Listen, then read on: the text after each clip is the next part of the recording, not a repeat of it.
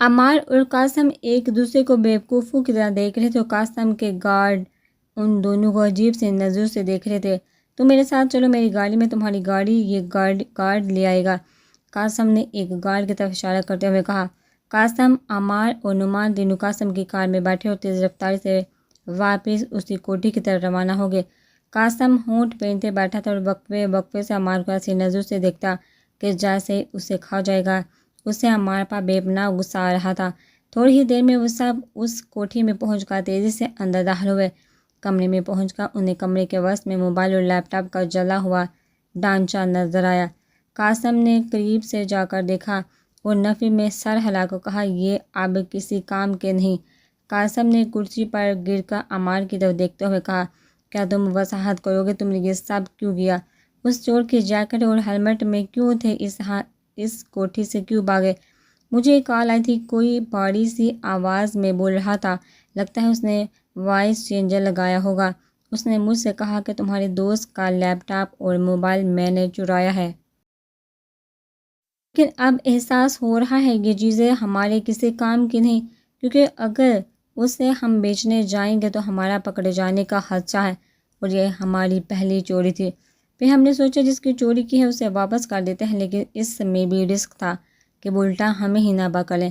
تمہارا نمبر اس موبائل میں سیو تھا اور تم اس کے دوست ہو۔ اگر تم چاہو تو ایک چھوٹی سی شرط پر تمہیں یہ واپس کر دیتے ہیں، ورنہ ہم ضائع کر دیں گے۔ یہاں تک پہنچا عمار قاسم کی طرف دیکھ کر کہنے لگا، میں تمہاری اور تمہارے ابو کی پریشانی ہسپتال میں دیکھ چکا تھا اور تم دونوں لیپ ٹاپ کے بارے میں انتہائی پریشان تھے۔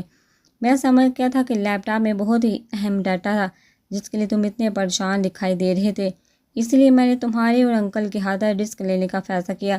میں نے اس سے شرط پوچھی تو اس نے جانے کیسے پتہ تھا کہ مجھے کار ریسنگ کا شوق ہے اور میں اس میں حصہ بھی لیتا رہا ہوں۔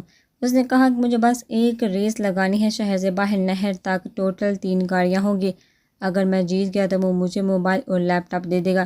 میں نے حامی بھر لی، ساتھ ہی اس نے شرط رکھی کہ مجھے وہ جیکٹ اور ہیلمٹ پہن کر ریس لگانی ہوگی۔ میرے لیے یہ کوئی بڑی شرط نہیں تھی، یہ کوٹھی ہماری ہی ہے، تم جانتے ہو یہاں سے چند قدم دور ہی میرا گھر ہے۔ ایک کوٹھی کل ہی کرایہ دار خالی کر کے گئے تھے، اسی لیے آج یہاں کوئی نہیں تھا، بس ایک تالا لگا تھا جو شاید توڑ دیا گیا ہے۔ میں یہاں آیا، وہ شرٹ اور ہیلمٹ یہاں باہر رکھا تھا، میں نے پہن لیا اور جیسے ہی گاڑی لے کر باہر نکلا تو پیچھے 2 گاڑیاں نظر آئیں۔ میں نے یہ سمجھا کہ ان سے ہی ریس لگانی ہے، اس لیے میں تیزی سے گاڑی بھگا لے گیا۔ جب وہ 2 گاڑیاں بھی میرے پیچھے تیزی سے آنے لگی تو مجھے اس وقت بھی یہی تھا کہ وہ ریس میں آگے نکلنے کی کوشش کر رہی ہے، اس لیے میں آگے ہی بڑھتا گیا۔ وہ تو جب فائرنگ ہوئی تو مجھے احساس ہوا کہ کچھ گڑبڑ ہے، اتنے میں تم وہاں پہنچ گئے اور یہ ہے وہ نمبر جس سے کال آئی تھی۔ عمار نے ایک کاغذ پر نمبر لکھ کر قاسم کو دیتے ہوئے تفصیل بتائی۔ میرے لیپ ٹاپ اور موبائل میں GPS لگا ہوا تھا، ہم نے لوکیشن ٹریس کی تو یہاں کی لوکیشن سامنے آئی۔ جب ہم یہاں پہنچے تو تمہاری گاڑی تیزی سے نکلتے دیکھی، میری نظر تم پر پڑی، وہی ہیلمٹ وہی جیکٹ، مجھے لگا کہ چور یہاں سے بھاگ رہا ہے، اسی لیے میں نے گارڈز کو بھی اور خود بھی تمہارے تعاقب میں نکل پڑا۔ قاسم نے عمار کو تفصیل بتاتے ہوئے کہا۔ قاسم کے چیف سیکورٹی آفیسر نعمان نے ان دونوں کی طرف دیکھتے ہوئے کہا کہ ہم سے بیوقوفی ہوئی، جلد بازی میں ہم اس چور کے جھانسے میں آ گئے، ہمیں کم از کم 1-2 گارڈ اس کوٹھی میں چھوڑنا چاہیے تھا۔ اور اس کے علاوہ مسٹر عمار تمہاری پوزیشن بھی مشکوک ہے، جہاں سے چوری ہوتی ہے وہاں بھی تم موجود تھے، جہاں چور آ کر ٹھہرتا ہے وہ جگہ بھی تمہارے چور بھاگ کر نکلنے میں کامیاب ہو جاتا ہے، وہ بھی تمہاری وجہ سے۔ نعمان تو اتنا کہہ کر چپ ہو گیا، مگر عمار کا ذہن تو جیسے بگ سے اڑ گیا۔ وہ غصے سے اٹھ کھڑا ہوا اور چلانے لگا، تمہیں لگتا ہے کہ یہ سب میں نے کروایا ہے؟ میں جو قاسم کا بچپن کا دوست ہوں، ہر مشکل میں اس کے ساتھ کھڑا رہا، تمہاری اتنی ہمت کیسے ہوئی؟ کول ڈاؤن عمار، مجھے یہ بھی تو دیکھو، مگر یہ بھی تو دیکھو، نعمان کی باتوں میں وزن ہے، قاسم نے آہستہ سے کہا تو عمار کو لگا جیسے کسی نے اس کے سر پر لت مار دیا ہو۔ وہ بے یقینی سے قاسم کی طرف دیکھتا چلا گیا اور اس کی نظروں میں اتنی تپش تھی کہ قاسم بے اختیار نظر چرانے لگا۔ میرا خیال ہے ہماری دوستی یہیں تک تھی قاسم، جب اعتماد ہی اٹھ جائے تو دوستی کہاں رہتی ہے؟ میری کوشش ہوگی کہ آئندہ میری وجہ سے تمہارا کوئی نقصان نہ ہو، عمار نے زخمی لہجے میں کہا اور مڑ کر باہر کی طرف روانہ ہو گیا۔ جاتے جاتے قاسم کو اس کی آنکھوں میں نمی نظر آئی، تو بے احتیاط قاسم نے آگے بڑھ کر عمار کے کندھوں پر ہاتھ رکھ کر کہا، یار سنو تو تم تو برا مان گئے، رکو تو۔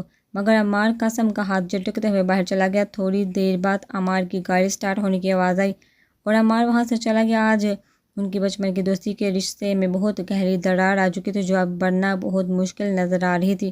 اس ساری گفتگو کے دوران نعمان کمرے کا جائزہ لینے میں مصروف رہا۔ آخرکار وہ قاسم کی طرف دیکھتے ہوئے بولا، کوئی ثبوت نہیں، کوئی ایسی چیز نہیں جس سے چور کا پتہ لگایا جا سکے، بس ایک یہ نمبر ہی ہے جس سے کچھ پتہ چل سکتا ہے۔ مگر وہ نمبر بھی بیکار نکلا، کیونکہ جب اس نمبر پر رابطہ کیا گیا تو وہ کسی کھوکھے والے پی سی او والے کا موبائل نمبر تھا جو اپنے موبائل سے پی سی او کا کام بھی لے رہا تھا۔ جب اس سے پوچھا گیا تو اس نے کہا، صاحب بتائیں کتنے آتے ہیں کال کرنے؟ اب کیا پتہ کون تھا، میرا کھوکھا چوک میں وہ بہت چلتا ہے صاحب، کھوکھے والے نے فخری انداز میں بتایا۔ ناکام اور مایوس قاسم اور گارڈ جب واپس لوٹنے لگے تو بے احتیاط اس تجربے کار چیف سیکورٹی آفیسر کے منہ سے یہ الفاظ قاسم کو سنائی دیے، کوئی انتہائی ذہین چور تھا، ہر پہلو کا خیال رکھا ہے اس نے۔ عام طور پر ایسی ذہانت اور بروقت منصوبہ ساز دیکھنے کو نہیں ملتی۔ قاسم کے دل نے بھی نعمان کی اس بات سے کہ تصدیق کے جو بھی تھا بے پناہ ذہانت کا مالک تھا، اور ایسے بندے کے ہاتھ میں اپنے راز جاننے کا سوچ کر ہی قاسم کانپ اٹھا۔ اسے لگ رہا تھا جیسے ایک خونی طوفان اس کی طرف بڑھ رہا ہے۔ حیدر بڑی دلچسپی سے ماسٹر کی جانب دیکھ رہا تھا۔ ماسٹر اس کی دلچسپی دیکھ کر مسکرائے اور کہنے لگا، اس طرح سورج کو ہم روزانہ دیکھا کریں گے۔ سورج کو دیکھنا محض ایک ٹوٹکا ہے اپنے دماغ پر قابو پانے کا، اور ہم ایسے کئی ٹوٹکے آزمائیں گے جس سے ہم اپنے دماغ پر قابو پا سکیں۔ اب جب کبھی تمہیں درد محسوس ہو یا دکھ اور غم کی حالت میں ہو تو کچھ دیر کے لیے تصور کرنا اور اپنی توجہ ابھرتے سورج کی کرنوں پر مرکوز کر دینا اور سوچنا کہ یہ روشنی تمہاری اندر دکھ، درد اور غم کے اندھیروں کو دور کر رہی ہے۔ جب تم ایسا کرو گے تو تم دیکھو گے اس غم اور درد کی شدت انتہائی کم ہو جائے گی۔ بس جس چیز پر محنت کرنی ہے وہ ہے تصور کی طاقت۔ جتنی زیادہ طاقت اور شدت تمہارے تصور میں ہوگی، اس قدر تمہاری گرفت اپنے دماغ پر مضبوط ہوگی۔ حیدر بڑی دلجمعی کے ساتھ یہ باتیں ذہن نشین کرنے کی کوشش کر رہا تھا۔ اب ایک مزیدار بات بتاتا ہوں، ماسٹر مسکرا کر کہنے لگا، تمہیں پتہ ہے انسان کی ہر خوشی یا غمی کی کیفیت کا دورانیہ اور اس کیفیت کی زندگی کتنی ہوتی ہے؟ حیدر نے اتنی گہری باتیں بھلا کہاں سنی یا سوچی تھی۔ اس نے نفی میں سر ہلایا، پھر اچانک کہنے لگا، ماسٹر خوشی یا غم کی کیفیت تو مختلف دورانیے کی ہوتی ہے۔ مثلاً اگر غم زیادہ ہے تو وہ کئی دنوں تک انسان پر چھایا رہتا ہے۔ حیدر نے اپنی طرف سے تو بڑا معقول جواب دیا تھا، لیکن ماسٹر آگے سے ہنس پڑا اور کہنے لگا، یہی وہ رمز ہے جو اس کو سمجھ لے وہ کافی حد تک ان کیفیات میں قابو پا سکتا ہے۔ اب سنو، یہ بات تصدیق شدہ کہ ہر کیفیت کی ٹوٹل زندگی 10 سے 15 منٹ ہوتی ہے بس، لیکن بعد میں بھی اگر وہی کیفیت رہی تو اس میں ہمارا اپنا قصور ہے۔ حیدر نے حیران ہو کر پوچھا، وہ کیسے ماسٹر؟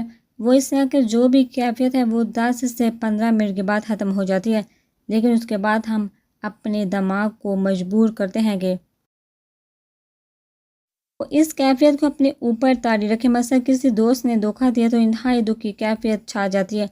اب اس کیفیت کی عمر 10 سے 15 منٹ ہے، مگر ہوتا کیا ہے 10 سے 15 منٹ کے بعد بھی ہم اسے اس طرح طاری رکھتے ہیں جیسا کہ ہم سوچنا شروع کر دیتے ہیں کہ فلاں وقت میں نے اس کے ساتھ یہ اچھائی کی تھی، فلاں وقت میں نے یہ قربانی دی تھی، اس کے لیے فلاں وقت ہم اکٹھے کھیلا کرتے تھے۔ یہ سب وہ سوچیں ہیں جو دکھ کی کیفیت کی عمر پوری ہونے پر بھی دماغ کو اس کیفیت کو زندہ رکھنے پر مجبور کرتی ہے۔ اگر دماغ کو آزاد چھوڑ کر 10-15 منٹ صبر کر لیا جائے اور اللہ کی رضا سمجھ لی جائے تو یہ کیفیت اپنی عمر 10 سے 15 منٹ گزار کر خود ہی مر جائے گی۔ حیدر کو یہ باتیں انتہائی دلچسپ اور حقیقت سے قریب ترین لگ رہی تھی۔ عائشہ کبیر نے دوسری مرتبہ عمر کو ایک مباحثے کے پروگرام میں دیکھا جہاں عمر کو نعت پڑھنی تھی۔ تلاوت سے پروگرام شروع ہوا تو عمر کی باری آئی نعت پڑھنے کی۔ عمر جب نعت پڑھنا شروع کی تو ہر شخص گم سم سا ہو گیا، ایسا سوز سا آواز میں کیوں نہ ہوتا۔ بقول علامہ اقبال، دل سے جو بات نکلتی ہے اثر رکھتی ہے، اور عمر تو دل سے پڑھ رہا تھا۔ دربار رسالت کی کیسی وہ گھڑی ہوگی، حسان کے ہونٹوں پہ جب نعت نبی ہوگی۔ ابو بکر عمر ہو، عثمان اور علی ہوں گے، حسنین کے نانا کی کیا بزم سجی ہوگی۔ عائزہ کبیر کی نگاہیں اس چہرے پر گڑی ہوئی تھی جس چہرے کی نگاہیں جھکی ہوئی تھی، اور کسی نے دیکھا ہو یا نہ دیکھا ہو مگر عائزہ نے دیکھا ایک قطرہ عمر کی آنکھوں سے ٹپک کر نیچے جا گرا۔ شاید وہ حسرت آنکھوں سے ٹپکی تھی کہ کاش وہ بھی اس بزم میں ہوتا۔ اس ایک آنسو کے قطرے کا گرنا عائزہ کے دل کو اتھل پتھل کر گیا، اور عائزہ کو یوں محسوس ہوا جیسے عمر اسے ایک آنسو کے قطرے میں تیرتا ہوا اس کے دل کے سمندر میں اتر گیا۔ زرار سیکورٹی توڑنے میں مصروف تھا۔ ہولا ساتھ بیٹھی چائے پی رہی تھی جب بابا جانی ڈرائنگ روم میں نہ جانے کس کے انتظار میں ٹہل رہے تھے۔ اچھا اب تو بتا دو وہ بندہ کون تھا جو جیکٹ اور ہیلمٹ لے گیا تھا؟ چکر لگایا تم نے؟ زرار نے لاپرواہی سے کہا، مگر حقیقت میں اسے بہت تجسس ہو رہا تھا۔ شکر ہے ہولا کا موڈ ٹھیک تھا اسی لیے وہ بتانے پر آمادہ ہوگی۔ دنیا ایک تیر سے 2 شکار کرتی ہے جبکہ ہولا ایک تیر سے 4 شکار کرتی ہے۔ ہولا نے مسکراتے ہوئے کہا، جب تم لیپ ٹاپ لینے گئے تو میں باقی پہلو پر غور کر رہی تھی کیونکہ مجھے پتہ ہے آج کل جدید دور ہے، موبائل اور لیپ ٹاپ ٹریس کرنا کوئی مشکل نہیں، اسی لیے ایک ایسی جگہ ڈھونڈی تھی جو ٹریس ہو بھی جاتی تو ہمارا کچھ نہ بگڑتا، اس لیے قاسم کے گھر کی مخالف سمت چنی تاکہ ہمیں زیادہ سے زیادہ وقت مل سکے۔ اتفاق سے عمار کے اس خالی گھر کا پتہ چلا جو میرے لیے کسی نعمت سے کم نہیں تھا۔ پھر ہولا اسے ساری تفصیل بتا دی، کیسے اس نے عمار، سور، قاسم دونوں کو بیوقوف بنایا، 4 شکار کیسے ہوئے ایک تیر سے۔ زرار نے منہ بناتے ہوئے کہا، نمبر 1 میرے اس پلان سے ہمیں وقت ملا جو ہمیں چاہیے تھا۔ نمبر 2 قاسم اور اس کے گارڈز کو بغیر سامنے کیے اپنی ذہانت سے شکست دی۔ نمبر 3 دشمن کو اکیلا کر دیا تاکہ آئندہ دوست بھی اس کی مدد نہ کرے۔ نمبر 4 عمار کا بھلا کیا کیونکہ نیچر کے حساب سے عمار اچھا لڑکا ہے۔ اگر وہ قاسم کے ساتھ رہتا تو نہ چاہتے ہوئے بھی غلط کاموں میں قاسم کا ساتھ دیتا اور بری طرح پھنس جاتا تو ہو گئے نا ایک تیر سے 4 شکار۔ ہولا نے مسکراتے ہوئے کہا، بس ایک انسان کو سمجھنے کی حسرت ہے، میری ساری ذہانت بھی ان کے آگے بیکار ٹھہری کیونکہ وہ مجھ سے بھی 4 ہاتھ آگے ہیں۔ ہولا نے افسردہ سے لہجے میں کہا، ہاں مجھے پتہ ہے تم بابا جانی کے بارے میں بات کر رہی ہو۔ زرار نے ہولا کی طرف دیکھتے ہوئے کہا، کبھی کبھی تو مجھے لگتا ہے کہ میں اپنے بابا کو بالکل نہیں جانتی، ان کا بس ایک باپ والا روپ ہمارے سامنے ہے، اور وہ کون ہے پتہ نہیں۔ تمہیں تو یاد ہی ہوگا کہ جب ہم چھوٹے تھے تو بابا کے پاس پتہ نہیں کون کون آتے تھے اور بابا جانی ان کو لے کر خاص کمرے میں چلے جاتے تھے جہاں جانے کی ہمت اجازت نہیں تھی۔ پھر جب ہم کالج گئے تو بابا نے ہمیں ہاسٹل میں ڈالا اور خود ہفتوں غائب رہتے تھے، اور اب بھی ہمیں کوئی پتہ نہیں وہ کہاں جاتے ہیں، کن سے ملتے ہیں، کیا کرتے ہیں۔ ہولا نے پینسل انگلیوں میں گھماتے ہوئے کہا، لیکن ہولا پھر بھی وہ ہمارے بیسٹ بابا ہیں، جیسے انہوں نے ہماری تربیت کی، 8 تک خود پڑھایا، ہوم سکولنگ کی، ہماری تربیت کی، ہمارا بچپن جیسے گزرا ہے تم خود بتاؤ ایسا بچپن کسی اور کا گزرا ہے؟ بلا زرار کے لہجے میں بابا کے لیے بہت عزت تھی۔ ہاں تم ٹھیک کہہ رہے ہو، ہمارا بچپن واقعی منفرد تھا، ہولا نے اقرار کرتے ہوئے کہا۔ اس سے پہلے وہ کوئی اور بات کرتے ان کی بازو میں ہانے اندر داخل ہوئی اور کہنے لگی، زرار بھیا آپ کو بابا جانی بلا رہے ہیں۔ اس کی زبان پر شروع ہی سے زرار کے لیے بھیا اور ہولا کے لیے آبی کا لفظ نکلتا تھا۔ زرار ڈائننگ روم کی طرف بڑھا اور جب ڈرائنگ روم میں داخل ہوا تو سامنے صوفے پر ایک اجنبی کو بیٹھے دیکھا جو تھا تو اس کا ہی ہم عمر، سفید سوٹ پر کالی واسکٹ، آنکھوں پر سیاہ چشمہ، باروب چہرہ، کچھ ایسی شخصیت تھی جسے دیکھا خود بخود اگلا بندہ مرغوب ہو جاتا۔ اس نے سلام کیا اور زرار سے گرم جوشی سے ہاتھ ملایا۔ ہاتھ ملاتے ہوئے بھی زرار کو اندازہ ہو گیا کہ نوادر کے ہاتھوں کی ہتھیلیاں کھردری ہیں اور ہاتھ مضبوط ہے، جس کا مطلب تھا ان ہاتھوں کو مشقت کی عادت ہے۔ زرار اپنا لیپ ٹاپ لیا اور بابا جانی نے کہا۔ زرار الٹے پاؤں واپس ہوا، لیپ ٹاپ لیا۔ جب تم اپنے روم میں بابا جانی نے اسے اجنبی کے پاس بیٹھتے ہوئے کہا، مگر بابا ابھی کچھ فائلز رہتی ہیں دی کوڈز کرنی ہے۔ زرار نے احتجاج کرتے ہوئے وہ اس مختصر سی میٹنگ میں شامل رہنا چاہتا تھا تاکہ اس کا تجسس دور ہو سکے کہ یہ چکر کیا ہے۔ اب تمہاری ضرورت نہیں، منصور خود دیکھ لے گا، وہ تم سے زیادہ ماہر ہے اس کام میں، اب جاؤ، بابا نے اطمینان سے کہا۔ اس دوران پاس بیٹھے منصور کی انگلیاں تیزی سے لیپ ٹاپ پر چلنا شروع ہو گئی تھی، جو اس بابا کی بات تصدیق کر رہی تھی۔ بابا کی بات میں ایسا تحکم تھا، زرار آگے کچھ نہ بول سکا، مایوس ہو کر واپس ہو لیا۔ جب وہ دروازے کے پاس پہنچا تو اسے منصور کی آواز سنائی دی۔ میتھڈ اچھا ہے لیکن یہ بہت پرانا ہو چکا ہے اور اس میں وقت لگتا ہے، اس سے زیادہ ماڈرن ٹیکنیکس موجود ہیں ڈی کوڈ کرنے کی جن میں وقت بہت کم لگتا ہے، وہ سیکھو۔ زرار نے پیچھے مڑ کر دیکھا تو وہ جناب لیپ ٹاپ پر مصروف لاپرواہی سے زرار کو نصیحت کر رہے تھے۔ زرار کا نہ جانے کیوں ہون کھول اٹھا، یہ سمجھتا کیا ہے خود کو، اس نے دل میں سوچا۔ جب وہ روم میں پہنچا تو ہولا روم میں ٹہل رہی تھی۔ اس نے زرار جو حیرت سے دیکھا اور کہا، تم کیوں آگے؟ آیا نہیں، نکال دیا گیا ہوں، زرار نے جل بن کر کہا۔ اور اب ہمیں کیسے پتہ چلے گا کہ یہ کیا چکر ہے؟ ہولا نے پریشانی سے کہا۔ میں کیا کہہ سکتا ہوں، زرار کا موڈ آف ہو چکا تھا، مجھے ہی کچھ کرنا ہوگا، چوری چھپے سننا ہوگا اور اس کے علاوہ کوئی چارہ نہیں۔ ہولا نے ہچکچاتے ہوئے کہا، دیکھ لو، بابا کو پتہ چلا نہ تو ہماری خیر نہیں، پہلے انہوں نے بہت رعایت دی ہے۔ زرار نے پریشان ہو کر کہا، نہیں پتہ چلے گا، میں دروازے کے باہر کان لگا کر سنوں گی، جیسے ہی کوئی باہر آنے لگا تو ساتھ والے کمرے میں چلی جاؤں گی، مجھ سے نہیں تجسس برداشت ہو رہا، شاید اسی بہانے بابا کی سرگرمیاں بھی پتہ چل جائیں۔ ہولا نے کہا اور ڈرائنگ کی طرف جانے لگی، میں باہر کھڑکی کی طرف جا رہا ہوں، میں وہاں سے سنتا ہوں، زرار نے پرجوش ہو کر کہا اور باہر کی طرف چل پڑا۔ ہولا ڈرائنگ روم کے دروازے کے باہر پہنچی اور دروازے کے بالکل ساتھ لا کر کھڑی ہوگی۔ اسے مدھم آوازیں سنائی دینے لگی۔ مزید کلیئر سننے کے لیے اس نے کان دروازے سے لگا لیے۔ دوسری طرف زرار کھڑکی سے کان لگائے کھڑا تھا، کھڑکی پر پردہ تھا، اسی لیے اسے کوئی ڈر نہیں تھا کہ کوئی اندر سے دیکھ لے گا، پھر بھی احتیاطاً وہ کھڑکی کے آگے نہیں گیا بلکہ کھڑکی کے ساتھ دیوار سے لا کر کھڑا ہو گیا۔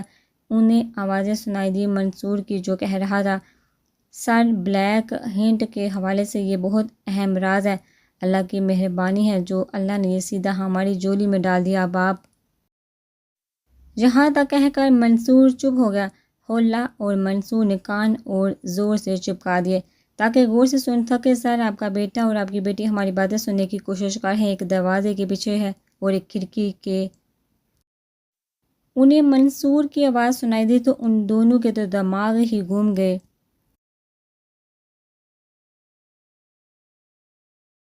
ہولا، زرار، بابا جانب دوڑے۔ ان کے داڑھ سن زرار اور ہولا کے ہاتھ پاؤں پھول گئے اور وہ گھبرا کر واپس کمرے کی طرف بھاگے۔ ہولا کمرے میں پہنچی تھی، زرار بھی بھاگتا ہوا آ گیا۔ اسے کیسے پتا کہ میں دروازے کے پیچھے اور تم باہر دیوار کے ساتھ کھڑکی کے پاس؟ ہولا نے حیرانی سے تیز سانسوں میں پوچھا۔ شاید اس کے پاس دیواروں کے پار دیکھنے کی شکتی ہے، اور اب تیاری کرو، بہت زبردست کلاس ہونے والی ہے، زرار نے چڑ کر جواب دیا۔ حیدر ماسٹر کے ساتھ دوڑ میں مصروف تھا اور پسینے سے حیدر کے سارے کپڑے بھیگ چکے تھے اور وہ بری طرح ہانپ رہا تھا۔ ماسٹر کا گھر شہر سے باہر تھا اور وہاں سے 5 کلومیٹر دور ایک نہر بہتی تھی۔ وہ 5 کلومیٹر کبھی تیز چل کر کبھی دوڑ کر یہاں تک پہنچتے تھے۔ نہر کے کنارے پہنچ کر حیدر گھاس پر گر گیا اور لیٹ گیا، مگر دوسرے لمحے ماسٹر کی ٹھوکر اس کی ٹانگ پر پڑی اور ماسٹر کہنے لگا، اٹھو اور جمپنگ شروع کرو۔ حیدر نے احتجاجی نظروں سے ماسٹر کو دیکھا، پھر ناچار کھڑا ہونا پڑا اور ماسٹر کے ساتھ جمپنگ کرنے لگا۔ یاد رکھو، جب بھی کوئی مشقت کا کام کرو تو فوراً جسم کو اچانک ریسٹ نہ دو، ورنہ اس کا اثر اعصاب پر پڑتا ہے، ہمیشہ دھیرے دھیرے اپنے جسم کو ریسٹ کی حالت میں لاؤ۔ ماسٹر نے ساتھ ہی لیکچر شروع کر دیا۔ جی ماسٹر، اور حیدر کی تو یہ سوچ کر جان نکلی جا رہی تھی، ابھی واپس بھی اسی طرح جانا ہوگا۔ اس کے ٹھیک 1 گھنٹے بعد وہ گھر تھا، مگر اس کی حالت پتلی ہو چکی تھی۔ آدھے گھنٹے ملا حیدر کو ریسٹ کرنے کا، اس کے بعد وہ پھر ماسٹر کے سامنے پیش تھا۔ آج اگلا سبق ہے بے خوفی کا۔ ماسٹر نے اطمینان سے کرسی پر بیٹھتے ہوئے کہا، تم نے غزوہ بدر، خندق اور دوسری جنگوں کے بارے میں سنا ہوگا جو صحابہ کرام نے لڑی۔ ماسٹر نے استفسار کیا۔ حیدر نے اس بات میں سر ہلا دیا، کیا جانتے ہو تم ان کے بارے میں؟ اگلا سوال آیا، یہی کہ وہ بہت کم تعداد میں ہونے کے باوجود دشمن کو شکست دے دیتے تھے، انتہائی بہادر تھے، وہ زندہ رہنے کے لیے نہیں بلکہ مرنے اور شہادت کے لیے لڑتے تھے۔ حیدر نے جواب دیا، تم 12 سال کے ہو چکے ہو؟ ماسٹر نے غور سے اسے دیکھا۔ جی، حیدر نے مختصر جواب دیا۔ ماسٹر نے پیچھے کرسی سے ٹیک لگایا اور چپ ہو گئے اور اتنی دیر خاموش رہے کہ حیدر کو بے چینی ہونے لگی۔ پتہ نہیں ماسٹر کن سوچوں میں گم ہو گئے تھے۔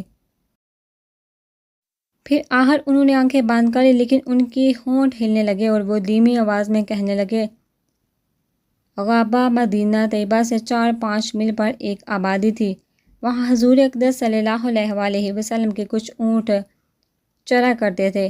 کافروں نے ان کو لوٹ لیا اور جو صاحب چراتے تھے ان کو قتل کر دیا اور اونٹوں کو لے کر چل لیے۔ لٹیرے گھوڑوں پر سوار تھے اور ہتھیار لگائے ہوئے تھے۔ اتفاقاً حضرت سلمہ بن اکوع رضی اللہ عنہ صبح کے وقت پیدل تیر کمان لیے ہوئے غابہ کی طرف چلے جا رہے تھے کہ اچانک ان لٹیروں پر نگاہ پڑی۔ بچے تھے، دوڑتے بہت تھے، کہتے ہیں کہ ان کی دوڑ ضرب المثل مشہور تھی۔ یہ اپنی دوڑ میں گھوڑوں کو پکڑ لیتے تھے اور گھوڑا ان کو نہیں پکڑ سکتا تھا۔ اس کے ساتھ ہی تیر اندازی میں بھی مشہور تھے۔ حضرت سلمہ بن اکوع نے مدینہ منورہ کی طرف منہ کر کے ایک پہاڑی پر چڑھ کر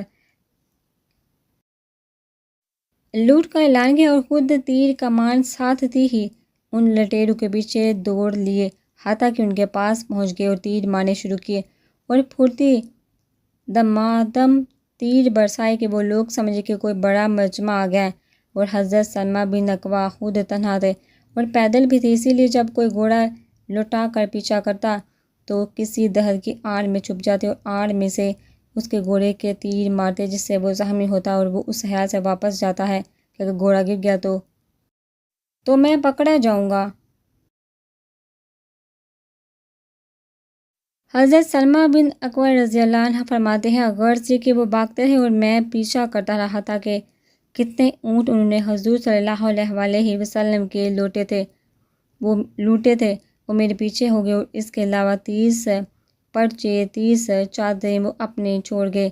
اتنے میں عینیہ بن حسن کی ایک جماعت مدد کے طور پر ان کے پاس پہنچی اور لٹیروں کو قوت حاصل ہوگی۔ یہ بھی ان کو معلوم ہو گیا کہ میں اکیلا ہوں۔ انہوں نے کئی آدمیوں کے ساتھ مل کر میرا پیچھا کیا، میں ایک پہاڑی پر چڑھ گیا، وہ بھی چڑھ گئے۔ جب میرے قریب ہوئے تو میں نے زور سے کہا کہ ذرا ٹھہرو، پہلے میری ایک بات سنو، تم مجھے جانتے بھی ہو کہ میں کون ہوں؟ انہوں نے کہا کہ پتہ کون ہے؟ میں نے کہا کہ میں ابن اکوع ہوں، اس ذات پاک کی قسم جس نے محمد صلی اللہ علیہ وسلم کو عزت دی، تم میں سے اگر کوئی مجھے پکڑنا چاہتا ہے تو انہیں پکڑ سکتا ہے اور تم میں سے جس کو میں پکڑنا چاہوں وہ مجھ سے ہرگز نہیں چھوٹ سکتا۔ حضرت سلمہ بن اکوع کے متعلق چونکہ عام طور پر یہ شہرت تھی کہ بہت زیادہ دوڑتے ہیں، حتیٰ کہ عربی گھوڑا بھی ان کا مقابلہ نہیں کر سکتا، اس لیے یہ دعویٰ کچھ عجیب نہیں تھا۔ لٹیروں نے بھی ان کے بارے میں سن رکھا تھا۔ سلمہ بن اکوع رضی اللہ عنہ کہتے ہیں کہ میں اسی طرح بات چیت کرتا تھا اور میرا مقصد یہ تھا کہ ان لوگوں کے پاس تو مدد پہنچ گئی ہے، مسلمانوں کی طرف سے میری مدد بھی آ جائے کہ میں بھی مدینے میں اعلان کر کے آیا تھا۔ غرض اسی طرح میں ان سے بات کرتا رہا اور درختوں کے درمیان سے مدینہ منورہ کی طرف غور سے دیکھتا رہا کہ مجھے ایک جماعت گھوڑے سواروں کی دوڑتی آتی ہوئی نظر آئی۔ ان میں سب سے آگے احرم ازدی رضی اللہ عنہ تھے۔ انہوں نے آتے ہی عبد الرحمن فزاری پر حملہ کیا اور پاؤں کاٹ دیا، جس وہ گھوڑا گرا اور عبد الرحمن نے گرتے ہوئے ان پر حملہ کیا جس سے وہ شہید ہو گئے اور عبد الرحمن فوراً ان کے گھوڑے پر سوار ہو گیا۔ ان کے پیچھے ابو قتادہ رضی اللہ عنہ تھے، فوراً انہوں نے حملہ شروع کر دیا۔ عبد الرحمن نے ابو قتادہ رضی اللہ عنہ کے گھوڑے کے پیر پر حملہ کیا جس سے وہ گرے اور گرتے ہوئے انہوں نے عبد الرحمن پر حملہ کیا جس سے وہ قتل ہو گیا اور ابو قتادہ رضی اللہ تعالیٰ عنہ فوراً اس گھوڑے پر جو احرم ازدی رضی اللہ تعالیٰ عنہ کا تھا اور اب عبد الرحمن سوار ہو گئے۔ اکثر تواریخ معلوم ہوتا ہے کہ حضرت سلمہ رضی اللہ عنہ کی عمر اس وقت سے 12-13 برس کی تھی۔ 12-13 برس کا لڑکا گھوڑی سواری کی ایک جماعت کو اس طرح بھگا دے کہ ہوش و حواس گم ہو جائیں اور جو کچھ لوٹا تھا وہ بھی چھوڑ کر، اپنا مال بھی چھوڑ کر بھاگ جائے۔ یہ اسی اخلاص کی برکت تھی جو اللہ جل شانہ نے انہیں عطا کیا تھا۔ ماسٹر نے آنکھیں کھولی، سیدھے ہو کر بیٹھ گئے، ان کی آنکھیں سرخ ہو رہی تھی۔ حیدر دم بہود ماسٹر کی طرف دیکھے جا رہا تھا۔ وہ تمہارے ہم عمر تھے حیدر، ماسٹر نے حیدر کی طرف دیکھا، مسکراتے ہوئے کہا۔ کیا تم میں اتنی ہمت ہے؟ تم اتنی ہمت دکھا سکو گے؟ ماسٹر نے پوچھا تو حیدر نے نفی میں سر ہلا دیا۔ اب آتے ہیں ان وجوہات کی طرف جن کی وجہ سے ان میں یہ خوبیاں تھیں۔ بے شک ان کا مضبوط ایمان ایک بنیادی اور بہت بڑی وجہ تھی، لیکن اس کے علاوہ اور بھی وجوہات تھیں جن کی وجہ سے یہ خوبیاں ان کے اندر تھیں۔ ہم ویسا ایمان تو نہیں پا سکتے جو حضور صلی اللہ علیہ وآلہ وسلم کی موجودگی میں صحابہ کا تھا، مگر ان دوسری وجوہات جن کی بنا پر ان میں یہ خوبیاں تھیں ان کو ضرور اپنا سکتے ہیں، اور ساتھ ساتھ اپنا ایمان پر بھی محنت کریں گے۔ اگر یہ دونوں کام تم کر پائے تو تم بھی سلمہ بن اکوع کے نقش قدم پر چل سکتے ہو۔ ماسٹر نے یہاں پہنچ کر تھوڑا سا توقف کیا اور پھر کہنے لگے، آؤ اب ان وجوہات کے بارے میں بات کرتے ہیں جن کی وجہ سے ان میں یہ خوبیاں تھیں۔ حیدر اپنی کرسی پر آگے کی طرف جھک گیا اور ماسٹر کے چہرے پر نظریں جمائے ہمتاً گوش ہو گیا۔ عمر کو 1 مہینہ ہو چکا تھا بابا کی ہدایت پر عمل کرتے ہوئے۔ سارے کام چھوڑ کر وہ بابا کی طرف چل پڑا، کیونکہ پتہ نہیں کیا بات ہی بابا سے مہینے کے پہلے 1 ہفتے میں ہی جمعرات اور جمعے کے دن مسجد میں ملتے تھے، آگے پیچھے پتہ نہیں کہاں چلے جاتے تھے۔ اس بارے میں بابا نے کبھی کچھ نہیں بتایا تھا۔ 1-2 بار عمر نے پوچھا تو ٹال گئے تھے۔ مسجد پہنچ کر عمر نے وضو کیا اور سامنے ایک کونے میں بیٹھے بابا کے پاس جا کر بیٹھ گیا۔ السلام علیکم ورحمۃ اللہ وبرکاتہ۔ عمر نے سلام کیا۔ وعلیکم السلام ورحمۃ اللہ وبرکاتہ۔ بابا نے جواب دیا۔ عمر کی طرف دیکھ کر شگفتگی سے مسکرانے لگے۔ آؤ میاں، کیا حال چال ہے؟ بابا نے حال دریافت کیا۔ الحمدللہ بابا، شکر ہے اس پاک ذات کا، عمر نے جواب دیا۔ اوہ، کیسا گزرا یہ مہینہ؟ بابا نے مسکراتے ہوئے کہا۔ بہت اچھا، میری امید سے بھی اچھا۔ آپ کی ہدایت پر پورا مہینہ۔ حتی الامکان نظر کی حفاظت کی شروع میں تو بہت مشکل ہوئی، لیکن پھر اللہ کا بہت کرم ہوا، عادت بن گئی نظریں جھکا کر چلنے اور دوسروں سے بات کرنے کی۔ عمر نے ادب سے جواب دیا۔ اور نتیجہ کیا حاصل ہوا؟ کچھ ملا اس کے بدلے؟ بابا نے غور سے عمر کو دیکھتے ہوئے پوچھا۔ جی بابا، بہت اچھا صلہ ملا ہے۔ پہلے فجر پر زبردستی اٹھائے جانے پر بھی نہیں اٹھتا تھا، اب تہجد پڑھنے کی توفیق بھی مل رہی ہے، اور دل بھی خود بخود ہر نیکی کی طرف راغب ہونے لگا ہے، عمر نے پرسکون لہجے میں کہا۔ اور انہیں نمازوں کی کیسی حالت ہے؟ بابا نے استفسار کیا۔ کیا مطلب بابا جی؟ عمر نے حیرت سے جواب دیا۔ کیا نمازوں میں دنیا کے خیال آنا بند ہو گئے ہیں؟ بابا نے پوچھا۔ بابا جی، وہ کیسے ختم ہو سکتے ہیں؟ وہ تو آتے رہتے ہیں اور بہت زیادہ آتے ہیں۔ عمر کو مزید حیرانگی ہوئی۔ نہ بھی ہو لیکن ان کو مینیج کیا جا سکتا ہے، انتہائی کم کیا جا سکتا ہے۔ لگتا ہے تم نے ہوم ورک مکمل نہیں کیا، بابا نے آہستہ سے کہا۔ کیا وجہ ہے؟ انسان اگر موویز دیکھے، گانے سنے، ناچ گانے کا فنکشن ہو تو ساری رات بالکل نیند نہیں آتی، لیکن جب عبادت کرنے لگے تو تھوڑی ہی دیر میں نیند آنے لگ جاتی ہے۔ ساری رات عبادت تو دور کی بات، بابا کے سوال نے عمر کو سوچنے پر مجبور کر دیا کہ واقعی بابا کی بات 100% درست ہے۔ جب عبادت کرنے لگے تو نیند کیوں آنے لگ جاتی ہے؟ بابا ہی خود جواب دیتے ہوئے کہنے لگے۔ یہی سوال کسی نوجوان نے ایک بزرگ سے کیا تھا، تو ان بزرگ نے یہ جواب دیا کہ جب انسان گناہوں کی محفل میں ہوتا ہے تو روح کانٹوں پر ہوتی ہے، اور روح کانٹوں پر تو نیند کیسے آئے گی؟ اسی طرح عبادت تو روح کے لیے پھولوں کا بستر ہے، جس پر جاتے ہی نیند آ جاتی ہے۔ بیٹا، روح کا جسم والا حساب نہیں ہوتا کہ چوٹ لگے تو درد ہوا۔ بابا تھوڑی دیر کے لیے چپ ہوئے، پھر پوچھنے لگے۔ بے جان چیزوں سے نظر کی حفاظت کی تھی؟ بابا، مجھے سمجھ ہی نہیں آئی کہ بے جان چیزوں سے نظر کی حفاظت کا کیا مطلب ہے؟ عمر نے سادگی سے کہا۔ بابا جی نے دیوار سے ٹیک لگائی، عمر کی طرف دیکھتے ہوئے کہا۔ مجھے بھی نہیں پتا تھا، مگر ایک اللہ والے سے ملنے کا شرف حاصل ہوا، ان کے ساتھ سفر کر رہا تھا، وہ کار میں نظریں جھکائے بیٹھے تھے۔ کافی طویل سفر تھا، مگر ان کی نظریں ایک بار بھی اٹھ کر شیشوں سے پار نہیں گئی۔ سارے راستے وہ اسی طرح بیٹھے رہے۔ ایک مسجد میں کچھ علماء کرام نے انہیں فیض حاصل کرنے کے لیے بلایا تھا۔ مجھے تھوڑی حیرت ہوئی تو میں نے ان سے پوچھ لیا، جب ہم منزل پر پہنچے کہ آپ سارے راستے نیچے کیوں دیکھتے رہے؟ بابا اس بات کو درمیان میں چھوڑ کر کہنے لگے۔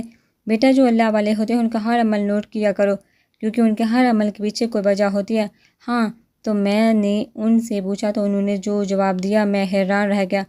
انہوں نے کہا، راستے میں بے شمار سائن بورڈ لگے ہوتے ہیں، ان پر تصاویریں ہوتی ہیں، کچھ تو بیہودہ اور نیم عریاں بھی ہوتی ہیں، ان پر نظر پڑ جاتی ہے، اس لیے میں باہر دیکھتا ہی نہیں۔ بابا تو خاموش ہو گئے، لیکن عمر حیرت کی شدت سے بابا کو دیکھنے لگا، بولا، پھر بڑا مطلب یہ کہ بے جان چیزوں سے نظر کی حفاظت کا مطلب ہے سائن بورڈ وغیرہ، صرف سائن بورڈ ہی نہیں، اس کا مطلب ہے ہر ایسی چیز، ٹی وی، موبائل، فیس بک، رسائل، ہر وہ چیز جہاں آپ کی نظر صنف مخالف پر پڑتی ہو۔ ایسے ہی تو تصویر حرام قرار نہیں دی گئی، نہ اسلام میں یہاں تک کہا گیا کہ جس گھر میں تصویر ہو وہاں رحمت کے فرشتے نہیں آتے۔ بابا نے سنجیدگی سے کہا، مگر بابا یہ کیسے ممکن ہے؟ آج کے اس دور میں یہ ناممکن ہے۔ آپ کس دور کی باتیں کر رہے ہیں؟ یہ باتیں اگر کسی کے سامنے کر بیٹھوں گا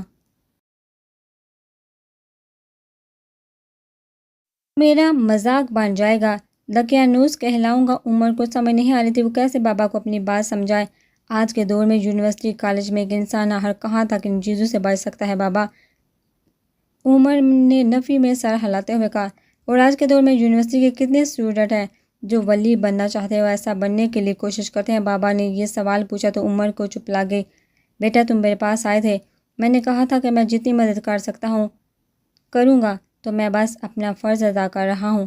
بابا یہ کہہ کر چپ ہو گئی۔ عمر سوچ میں پڑ گیا۔ بابا جو کہہ رہے تھے وہ بہت مشکل تھا، لیکن عمر نے سوچا اگر اتنا آسان ہوتا تو آج ہر کوئی ولی ہوتا، لیکن بابا انسان جتنی بھی کوشش کر لے نظر تو پڑ ہی جاتی ہے۔ عمر نے سوال کیا تو بابا مسکرائے اور کہنے لگے، بات تو نیت کی ہوتی ہے، انسان نیت کر کے عمل کرنے کی کوشش کرے، بس اگر نظر پڑ بھی جائے تو فوراً جھکا لو، یہ بھی اسی زمرے میں آتا ہے۔ کیا عورت اور مرد دونوں کے لیے فائدہ مند ہے؟ عورت تو زیادہ تر گھر میں رہتی ہے۔ عمر کے ذہن میں ایک اور بات آئی تو اس نے پوچھ لیا، عورت کو تو زیادہ احتیاط کی ضرورت ہے کہ نہ خود کسی کو دیکھو نہ کسی کو خود کو دیکھنے کا موقع دے۔ ہاں، اس کا فائدہ مرد اور عورت دونوں کو ہوگا، وہ فائدہ ہوگا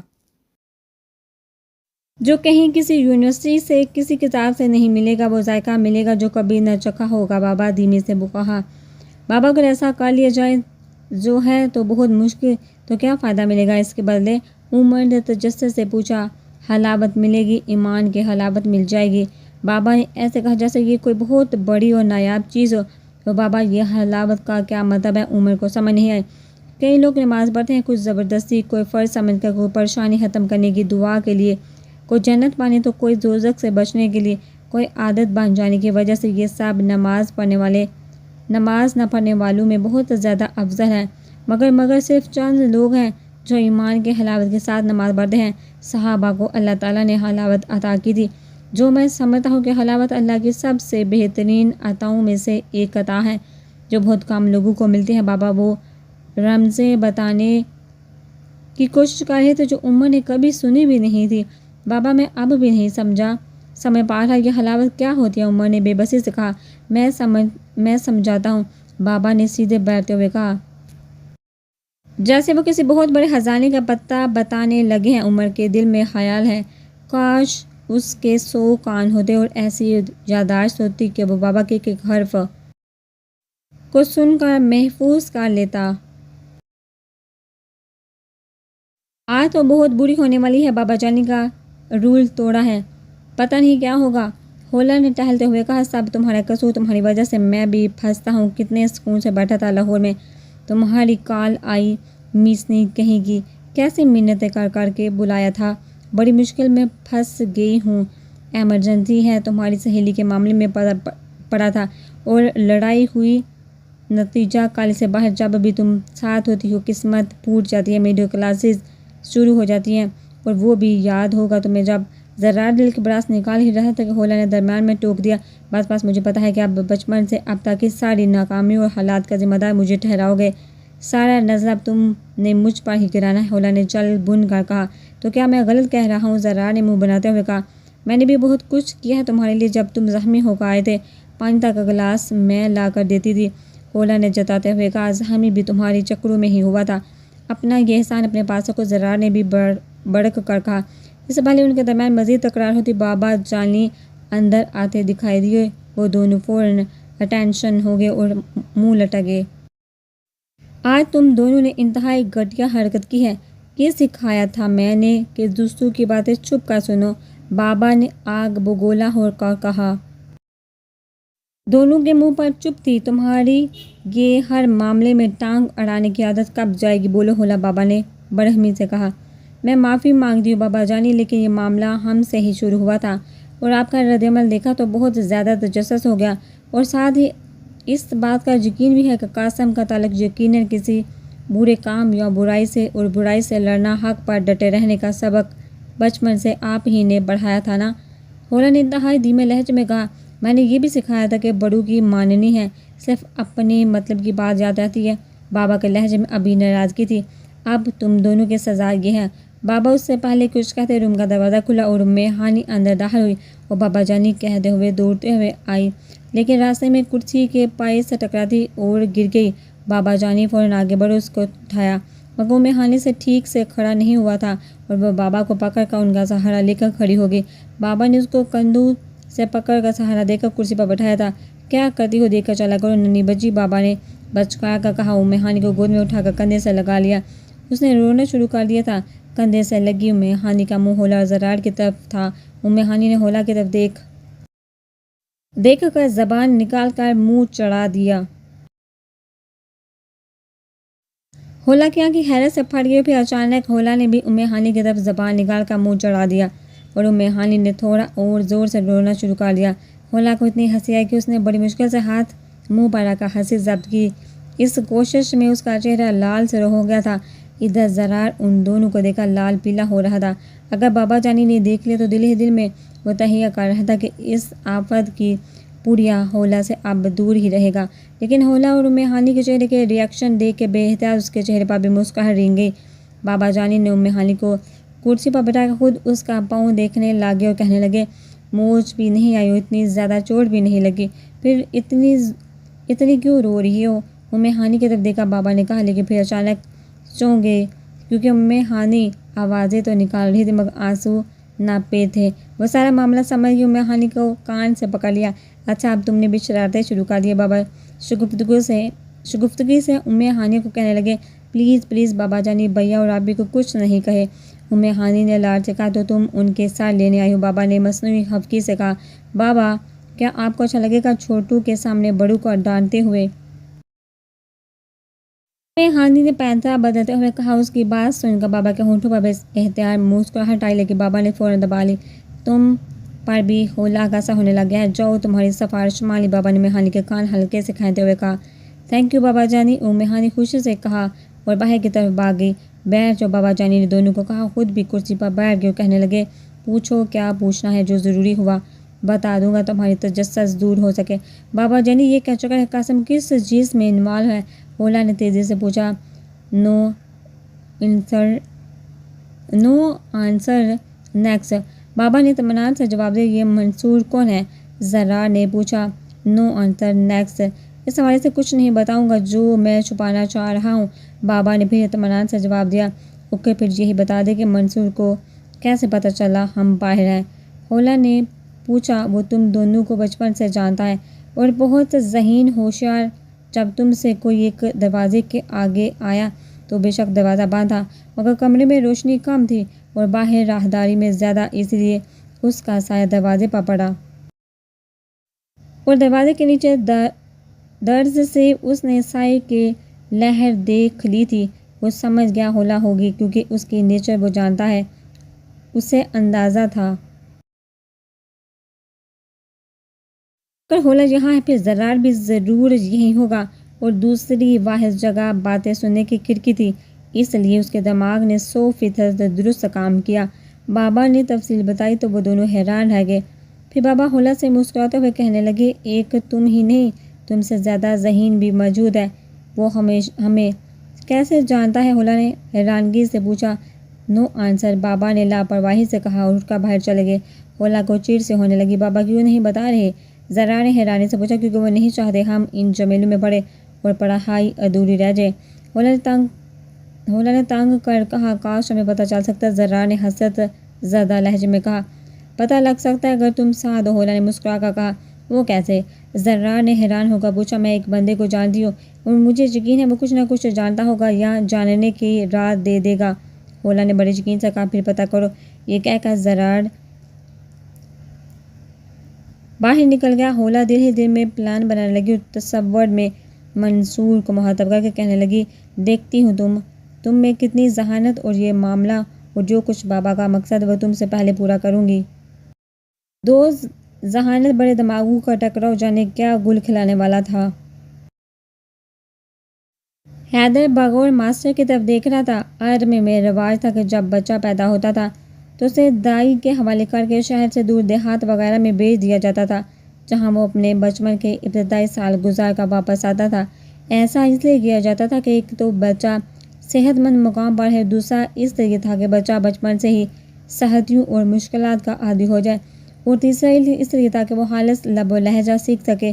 اس کے علاوہ وہاں لڑائیاں جھگڑے معمول کی بات تھی، جس کی وجہ سے بچپن ہی سے لڑائیوں کے داؤ پیچ، تیر اندازی، تلوار بازی وغیرہ کی طرف عموماً شوق اور رغبت رہتی تھی، اور اس سب خصوصی توجہ دی جاتی تھی۔ یہ وہ وجوہات ہیں جن کی بنا پر ایک ایسی شخصیت سامنے آتی ہے جو بہادر، جنگجو اور سختیوں کی عادی ہوتی تھی۔ ایمان کا لا کر ان سب خصوصیات کی طاقت بہت زیادہ ہو گئی، اور ایمان خود ایک ایسی چیز تھی جس نے ان کی شخصیت کو مضبوط سے مضبوط تر بنا دیا، جس کی بنیاد پر صحابہ نے وہ کامیابیاں سمیٹی کہ دنیا حیران رہ گئی۔ ماسٹر یہاں پہنچ کر چپ ہو گیا، پھر بولے، ہم آسانیاں ڈھونڈیں، ہم چاہتے ہیں ہماری اولاد کو گرم ہوا تک نہ لگے۔ حالانکہ بچوں کو سختیوں کا عادی بنانا چاہیے۔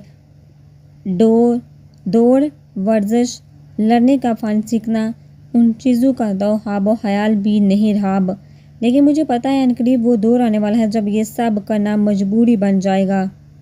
ماسٹر وہ کیسے؟ کیا آپ کہہ رہے ہیں کیا تلواروں والا دور واپس آئے گا؟ حیدر نے حیرت سے پوچھا۔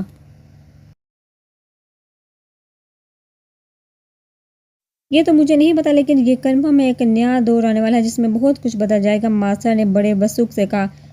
ماسٹر اس بارے میں کچھ بتائیے، حیدر نے تجسس سے پوچھا۔ سیٹھ علی بے چینی سے کمرے میں ٹہل رہا تھا، جبکہ قاسم سر جھکائے کرسی پر بیٹھا تھا۔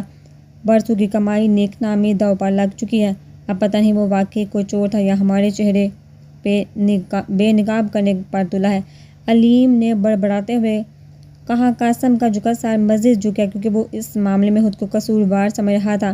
کیا بات ہے، میں کل سے تم دونوں کو بہت پریشان دیکھ رہی ہوں، قاسم کی ماں نیلم نے کمرے میں داخل ہوتے ہوئے کہا۔ کچھ نہیں، کچھ کاروباری مسائل ہے جو تمہاری سمجھ سے باہر ہے، علیم نے جھوٹ بولتے ہوئے کہا۔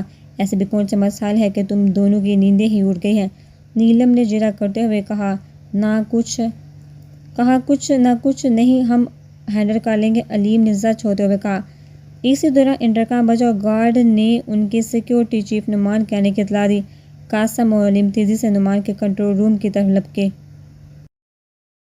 کمرے میں داخل ہوئے تو سامنے نعمان کرسی پر بیٹھا پانی کی بوتل سے منہ لگائے پانی پینے میں مصروف تھا۔ اس کی حالت ابتر تھی، آنکھیں سرخ جیسے ساری رات سویا نہ ہو۔ کیا بنا، کچھ پتہ چلا؟ علیم نے بے تابی سے پوچھا۔ نعمان نے نفی میں سر ہلاتے ہوئے کہا، میں نے موقع واردات کا جائزہ لیا، تحقیق کی، مگر وہاں کوئی سی ٹی وی کیمرہ نہیں، آس پاس اس سے کچھ آگے 2 کیمروں میں سیاہ پوش جاتا نظر آیا ہے بس، بائک کا ماڈل، کوئی پہچان، بائک کا نمبر کچھ تو ملا ہوگا، علیم نے دانت بینتے ہوئے کہا۔ میں ان سارے پوائنٹس پر پہلے کام کر چکا، لیکن کوئی کلو نہیں۔ وہ بہت ہوشیار تھا، بائک کو انتہائی کامن ماڈل استعمال کیا گیا ہے، اور نمبر پر کیچڑ اور مٹی وغیرہ لگی تھی جس سے نمبر نہیں پڑھا جا سکتا، ایسا معلوم ہوتا جیسے جان بوجھ کر لگائی گئی ہو۔ ویسے تو بائک صاف تھی، نعمان نے جواب دیتے ہوئے کہا۔ قاسم اور علیم دونوں کے منہ لٹک کے پلان بنانے والے انتہائی ذہین ہیں، اس نے کوئی بھی پہلو ایسا نہیں چھوڑا جہاں سے اس کا کوئی سراغ مل سکے، نعمان نے ٹھنڈی سانس بھر کر کہا۔ میں اس کھوکے پر بھی گیا جس کے موبائل سے عمار کو کال کی گئی تھی، وہاں سے بھی کچھ نہیں پتہ چل سکا کال کس نے کی تھی، البتہ اس کے سامنے والی دکان کے باہر کیمرہ لگا تھا جس کے سی سی ٹی وی فوٹیج میں لے آیا ہوں۔ نعمان نے ایک USB جیب سے نکالتے ہوئے کہا، اپنے لیپ ٹاپ سے لگا کر اس میں ایک ویڈیو پلے کر دی۔ کھوکے والے کے پاس واقعی رش رہتا تھا۔ نعمان نے ویڈیو فارورڈ کر کے اس گھنٹے کی ویڈیو لگائی جس دوران عمار کو کال کی گئی تھی۔ جو بھی شخص کال کے لیے آیا تھا، نعمان اس کی تصویر سیو کرتا جا رہا تھا۔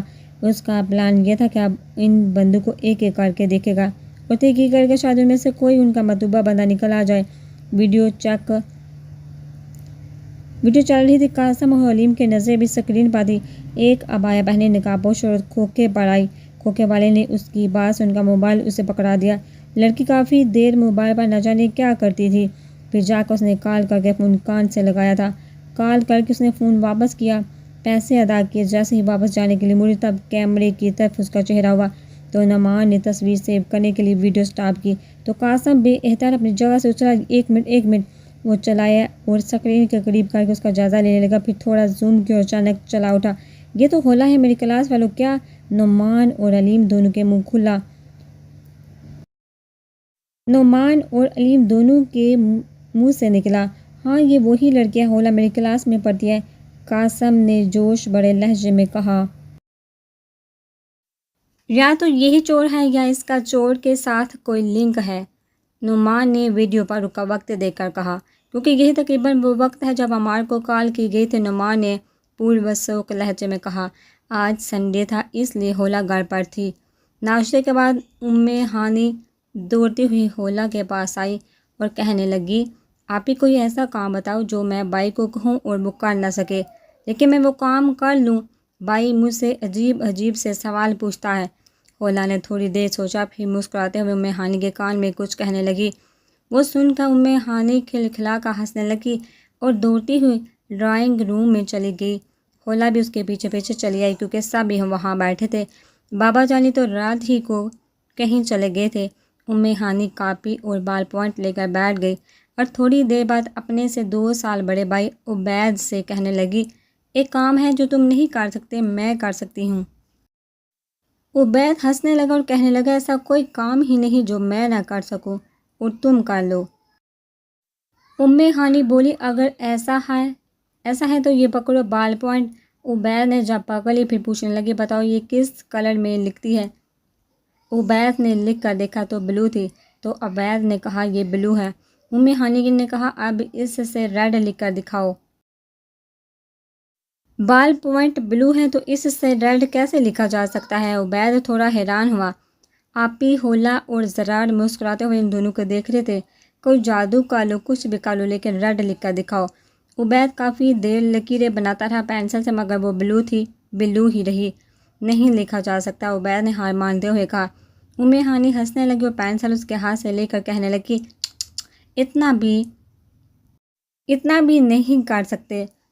پھر ہانی نے کاپی پکڑی، اس کے اوپر لکھنے لگی، آر پھر ای پھر ڈی، یہ بن گیا ریڈ، دیکھ لو میں نے اس بلو پینسل سے ریڈ لکھ دیا، تم ہار گئے۔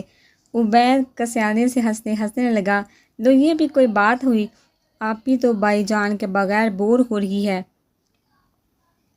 ہولا نے شرارت سے آپی کو کہا، وہ بس پہنچنے ہی والے ہیں۔ آپی نے مسکراتے ہوئے کہا ہی تھا کہ بیل بجنے لگی، لو آ بھی گئے۔ آپی باہر چلی گئی اور تھوڑی دیر بعد اپنے شوہر کے ساتھ آئی اندر۔ ہانی اور عبید اپنے بابا کی ٹانگوں سے لپٹ گئے۔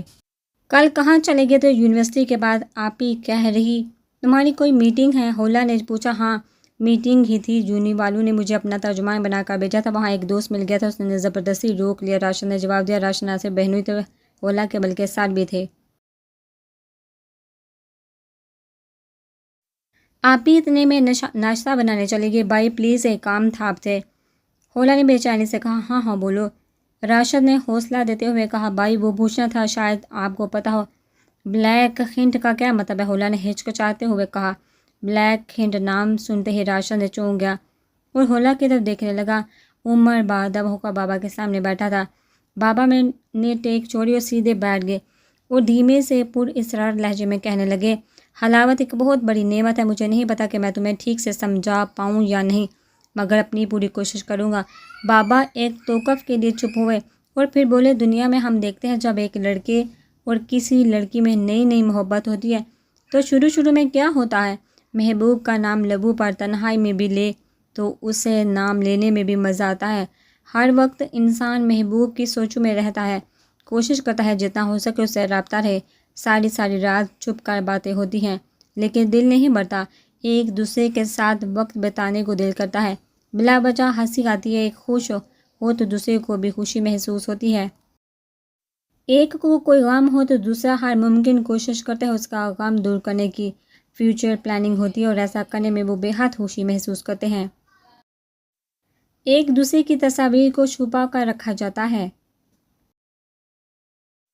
ان تصویروں کو دیکھتے ہیں اور دل میں گدگدی سی محسوس ہوتی ہے اور ایسا بہت کچھ ہوتا ہے، تمہیں معلوم ہے نا؟ بابا نے پوچھا۔ عمر نے اس بات میں سر ہلایا کہ جذبات صرف مرد اور عورت کی محبت پر نہیں بلکہ ہر اس چیز سے متعلق ایسے ہی جذبات ابھرتے ہیں جو ہمیں پسند ہوتی ہے، چاہے بے جان چیز ہی کیوں نہ ہو، مثلا نئی کار یا کوئی اور نئی چیز۔ جی بابا ایسا ہی ہے، عمر نے تصدیق کرتے ہوئے کہا۔ بیٹا جب ایمان کی حلاوت نصیب ہوتی ہے نا، تب یہی اسی طرح کی خالص جذبات اللہ کے لیے ابھرنا شروع ہو جاتے ہیں۔ کیوں ہم ساری رات عبادت نہیں کر پاتے؟ کیوں ہم نماز کے لیے بھی خود کو زبردستی تیار کرتے ہیں؟ کیونکہ ہم اس حلاوت نصیب نہیں، اگر ہے بھی تو انتہائی کام۔ بیٹا سنا تو ہوگا رابعہ بصری، جنید بغدادی وغیرہ اتنی عبادت کرتے تھے، فلاں نیک بندہ اتنی عبادت کرتا تھا۔ وہ مجبوراً نہیں کرتے تھے، نہ خود کو زبردستی یہ کرنے پر مجبور کرتے تھے، بلکہ انہیں حلاوت ملتی تھی، انہیں اتنا مزہ آتا تھا کہ باقی ساری لذتیں انہیں محسوس ہی نہیں ہوتی تھی۔ بابا سانس لینے کے لیے رکے اور تھوڑی دیر کے لیے چپ ہو گئے، اور پھر جب بولے تو نہ جانے کیوں ان کی آنکھیں نم ہو گئیں اور ان کی آواز بڑھا گئی، آنکھوں سے آنسو کی کچھ قطرے گالوں پر اتر آئے اور بڑائی آواز میں بولے، میں قسم کھا کر کہہ سکتا ہوں بیٹا، جس کو یہ حلاوت مل جاتی ہے نا، وہ اس کو اتنا مزہ آتا ہے نماز پڑھنے میں کہ وہ دنیا بھول جاتا ہے، وہ بڑے مجمع میں بھی دل سے اللہ سے باتیں کرتا ہے، اس سے اللہ کے راستے میں تکلیف ملنے میں بھی اتنا مزہ آتا ہے کہ بے اختیار اللہ سے کہتا ہے کہ تیری خاطر اور تکلیف آئے، اس سے اللہ کہنے میں بھی سرور محسوس ہوتا ہے، وہ سولی چڑھ کر بھی مسکراتا ہے، وہ اپنے زخموں کو دیکھا کہہ کے لگاتا ہے، جس سے حلاوت مل جائے اس کا دل لگتا ہی مسجد میں ہے، دنیا سے بے پرواہ ہو جاتا ہے۔ بیٹا جاؤ جاندار اور بے جان چیزوں سے نظر کی حفاظت کرو، اللہ دل کی آنکھ کھولے گا، جسم کے کانوں کو اللہ کو پسندیدہ کلاموں کو سننے سے روک تو اللہ روح کے کان کھول دے گا، یہ دو کام کر لو بیٹا، حلاوت ملے گی، حلاوت مل گئی، سمجھو ہر نیکی کی توفیق مل گئی۔ بابا بولتے بولتے تھک گئے تھے، انہوں نے پھر ٹیک لگا لی اور آنکھیں موند لی۔ عمر خاموشی سے اٹھا اور سلام کر کے واپس ہو لیا۔ بابا نے زیر لب سوال کا جواب دیا۔ جب عمر دروازے سے باہر نکلنے لگا تو اس نے پیچھے مڑ کر دیکھا، بابا سجدے میں پڑے تھے اور ان کا جسم ہچکولے کھا رہا تھا۔ اس منظر نے ایسا دل پر اثر کیا کہ عمر کی آنکھوں میں بھی نمی آ گئی۔ مسجد کے صحن میں کھڑے ہو کر اس نے آسمان کی طرف دیکھا اور گھٹنوں کے بل بیٹھ کر دونوں ہاتھوں سے جولی اٹھا کر دل ہی دل میں کہنے لگا، یا اللہ میں نے آج تک کسی کے سامنے جولی نہیں پھیلائی، تو جانتا ہے یا اللہ آج یہاں پہلی بار تیرے سامنے جولی پھیلا رہا ہوں۔ میں منگتا ہوں، فقیر ہوں، تجھے تیری رحمت کا واسطہ دیتا ہوں، مجھے ایمان کی حلاوت نصیب فرما دے، مجھے ایمان کی حلاوت نصیب فرما۔ بے اختیار اس کی آنکھوں سے دو آنسو کے قطرے اس کی جولی میں جا گرے تھے۔ ادھر ایک نوجوان عشق حقیقی کی طلب میں تڑپ رہا تھا، ادھر عشق مجازی کی ابتدا ہو چکی تھی۔ عائزہ کبیر کوئی عام لڑکی نہیں تھی، لڑکی بہت خوبصورت نہ بھی ہو، لیکن امیر ہو تو یہ امیری عام سی لڑکی کو بھی بڑی دلکش بنا دیتی ہے، مگر جب خوبصورتی بھی ہو اور امیری بھی، یہ دو حادثہ والی صورتحال ہو جاتی ہے۔ یہی صورتحال عائزہ کی بھی تھی، شہر کے مشہور رئیس خاندان کی اکلوتی بیٹی، اور اوپر سے حسن بھی، دونوں چیزوں نے اس کی شخصیت کو وہ چاند لگائے جسے پانے کو نہ جانے یونیورسٹی کے کتنے دیوانے خواب دیکھتے تھے۔ حسن ہو تو مغروری آ ہی جاتی ہے، مگر حسن بھی ہو، دولت بھی، تو پھر تو مغروری کی انتہا کہاں؟ وہ بھی مغرور تھی، لیکن پچھلے کچھ دنوں سے وہ بے چین تھی، وہ خود کو منفرد سمجھتی تھی، مگر جس نے اس کو بے چین کر دیا تھا وہ بھی اپنی طرح کا منفرد تھا۔ اگر دونوں میں حسن اور دولت کی بنیاد پر موازنہ کیا جاتا تو ایک زمین تھی تو دوسرا آسمان، کوئی جوڑ نہیں تھا، مگر عمر کا سادہ سا چہرہ اس کے خیالوں میں ایسے چپکے سے آتا کہ وہ خود بھی چونک جاتی۔ کیا مصیبت ہے؟ وہ کلاس میں بیٹھے بیٹھے بڑبڑائی۔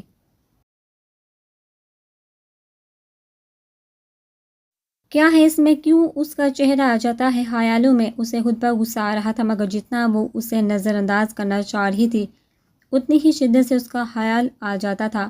آہل بے بسی سے اس نے اپنا سر ڈیسک پر ٹکا دیا۔ کہیں قریب ہی کسی نے موبائل پر غزل لگا دی تھی، اے زندگی میں ڈھونڈوں کہاں، تجھے ڈھونڈوں کہاں، ندیہ کی لہروں میں، اپنوں میں غیروں میں، پھولوں کی کلیوں میں، سپنوں کی کلیوں میں، گلیوں میں، تتلی کے رنگوں میں، اڑتی پتنگوں میں، کھلتے گلابوں میں، بہتے چنابوں میں، سات آسمانوں میں، سارے جہانوں میں، آواز تو ہے جہاں، اے زندگی میں ڈھونڈوں کہاں تجھے ڈھونڈوں کہاں، دیکھا نہیں ہے پھر بھی تیری صورت بونتی رہتی ہوں، تیری آنکھوں کے اپنے دل پر دستک سنتی رہتی ہوں، کوئل کی کوکو میں، سندر کی خوشبو میں، بادل کے آنچل میں، ہر لمحہ ہر پل میں، گاؤں کے پنگھٹ پہ، گلیوں کے چوکٹ پہ، برفیلی راہوں میں، پیڑوں کی باہوں میں، سات آسمانوں میں، سارے جہانوں میں، آواز دے تو ہے جہاں، اے زندگی میں ڈھونڈوں کہاں۔ عائزہ ان لفظوں میں کھو گئی، اسے لگ رہا تھا جیسے واقعی اس کی زندگی کھو گئی ہے اور اب اسے اپنی زندگی کو ڈھونڈنا ہوگا۔ سیٹھ علیم اور قاسم اپنے سیکیورٹی چیف کے ساتھ بیٹھے پلان بنا رہے تھے کہ آگے کیا کرنا ہے اور کس طرح کرنا ہے اپنے آپ کو بچا کر۔ نعمان کہہ رہا تھا، جیسے اس چور نے جہاں نہ دکھا ہے، اب ہماری باری ہے، جو غلطی اس نے کی ہے ہم وہ غلطی نہیں دہرائیں گے۔ میں نے جگہ کا تعین کر لیا ہے، وہ اپنی بہن کے گھر رہتی ہے، یونی سے اس گھر کے راستے میں شہر کا سب سے بڑا قبرستان پڑتا ہے۔ وہ جگہ بیسٹ ہے، آس پاس کوئی کیمرہ نہیں، لنک روڈ ہونے کی وجہ سے ٹریفک بہت کم ہے، صرف 2 گارڈز بہت ہوں گے اس کام کے لیے، جو گن پوائنٹ پر اسے اغوا کر کے فارم ہاؤس لے آئیں گے، جہاں ہم اس کے انتظار میں ہوں گے، نقاب میں سامنے آئیں گے، ضرورت پڑی تو وہیں دفنا دیں گے۔ نعمان نے بڑی شفاقی سے کہا، ٹھیک ہے، تفتیش کے بعد جو رزلٹ نکلے مجھے بتا دینا۔ علیم نے اٹھتے ہوئے کہا اور قاسم سے مخاطب ہو کر کہا، چلو قاسم، اور باہر نکل گئے۔ قاسم نے باہر نکلنے سے پہلے نعمان کو سرگوشی میں کہا، تفتیش کے بعد مجھے موقع دینا، پرانے حساب چکانے ہیں۔ قاسم کے ہونٹوں پر شیطانی مسکراہٹ تھی، کیوں نہیں، کل پارٹی ہوگی۔ نعمان نے بھی مانی ہیزی لہجے میں کہا۔